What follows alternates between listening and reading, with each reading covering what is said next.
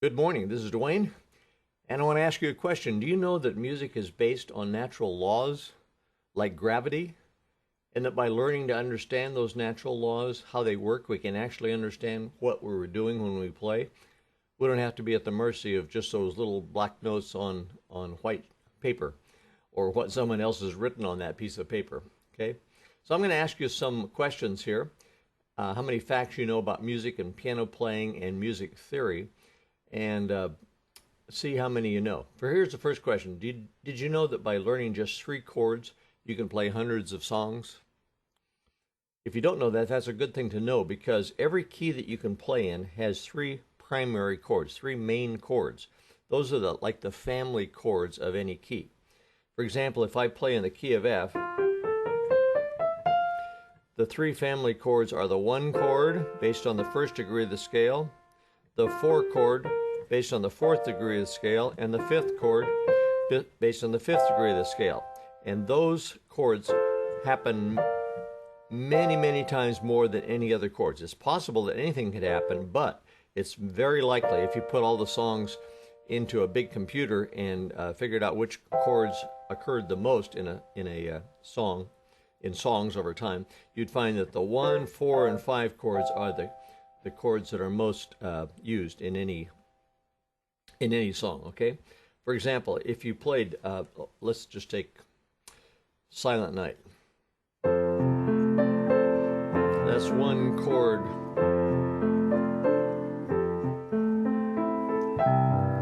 That's the 5 chord, 1 chord, 4 chord,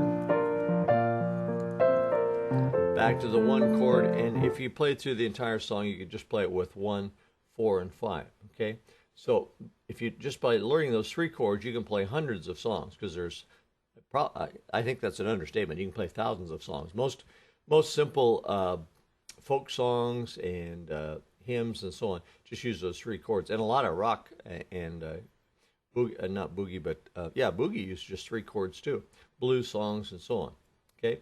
So get to know the 3 primary chords in any key.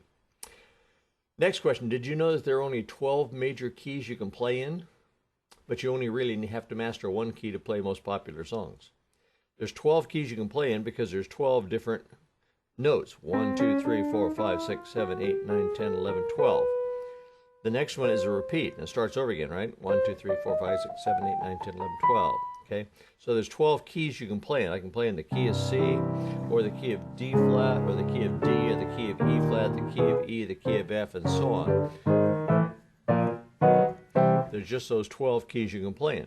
And it's good to be able to play in all 12 keys, but if you're just starting out, just pick 1 key that you like the sound of, and learn that really well. Learn the primary chords, learn the scale, and then learn the primary chords. For example, let's say you like the key of D flat because it has all the black keys in it. Okay, well, then learn the primary chords in the key of D flat, which are the 1 chord, the 4 chord, and the 5 chord, and then you can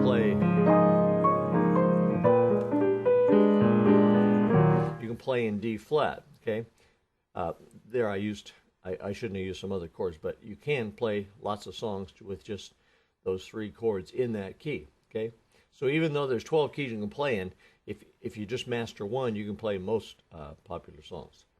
Okay, next question. Did you know that it's possible to easily match any melody note to a chord so that you can harmonize that note?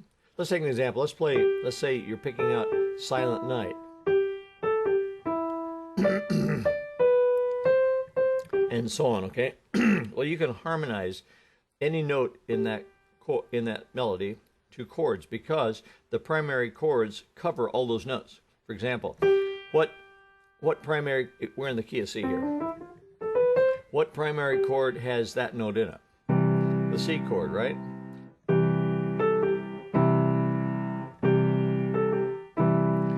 What chord, the 1 chord or the 4 chord or the 5 chord has that note in it? The 5 chord, G. Back to C. What chord has A in it? Does C have it? No. Does G have it? No. Does F have it? Yes. And then back. Okay. So then, once you learn what the chords are and how to match them, then you can play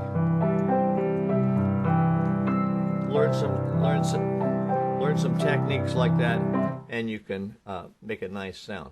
Okay. Did you know that Beethoven's Fur-Elise and the blues song Summertime uses the exact same chords for the theme of the song? That's true in so many songs that they use the same chords. Listen. That's A minor. That's E seventh, A minor, A minor. Okay, just 2 chords so far. A minor, E seventh, and A minor. Okay, now listen.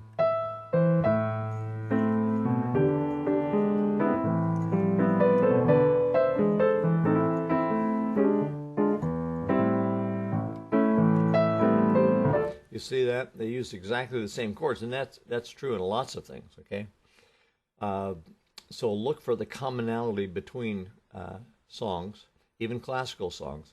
They have the same chords as pop songs do. They're just done differently. Did you know that it's quite possible to predict what chord comes next in a song with accuracy approaching 85%? It's true. If you know those primary chords and you pick out a melody, you can predict what chord's going to come next, can't you?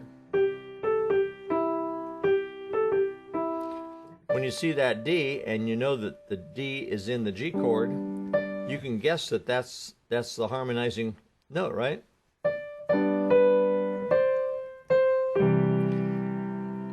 If the note is A, then you could guess that it's in the F chord because that's the only primary chord that matches that, right?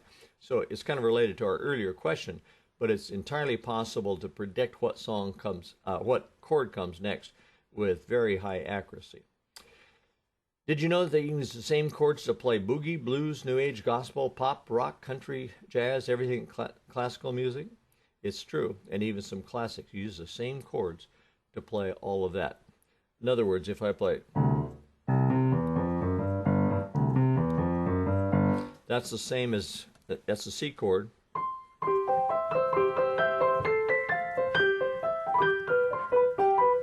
And that's the C chord in Music Box Dancer. So you can use the same chords to play all those different styles. And did you know that guitar chords are the same as piano chords? A lot of people don't understand that. They think the guitar is playing something different. Well, it's a different position. You have to learn the strings, of course, but the sound is exactly the same. Guitar chords are the same as piano chords. The only thing different is the instrument and the resulting sound. That's true of any instrument. Otherwise, you couldn't play in an orchestra if every instrument played a different sound, right? Did you know that hundreds of songs use exactly the same form, so that by learning that form, you can know what's coming next in a song? Music has form. Form is like the rooms of a house, okay? And the most common form is A-A-B-A, a song that goes...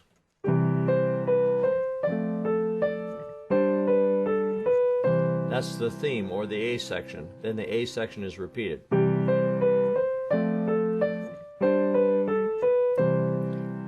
That's A, A. Now,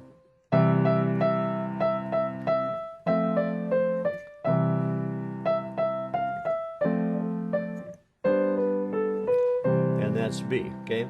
So that song is A, A, B. But there's many songs that are A, A, B, A. So look for commonality of form. Usually each section is in like 8-bar segments or 4-bar segments. And by knowing the form of songs, you can learn exactly what's coming next as well. And you learn that from music theory, by the way. Okay, if you haven't taken a good music theory course, be sure and do that, because that's the key to learning all about what I've talked here. Learn music theory. Okay. And if you do that, you can come in through the back door of piano playing, chords, and you can start making wonderful and satisfying sounds on the piano in just a few weeks instead of years, a few years, even if you don't, at this point, know anything about the keyboard at all. Okay? So that's my little sermon for today. So thanks for being with me, and be sure and sign up for my free newsletter on chords and chord progressions and lots of other stuff. So come on over to playpiano.com and sign up, and you'll like it. So thanks for being with me. Bye-bye for now.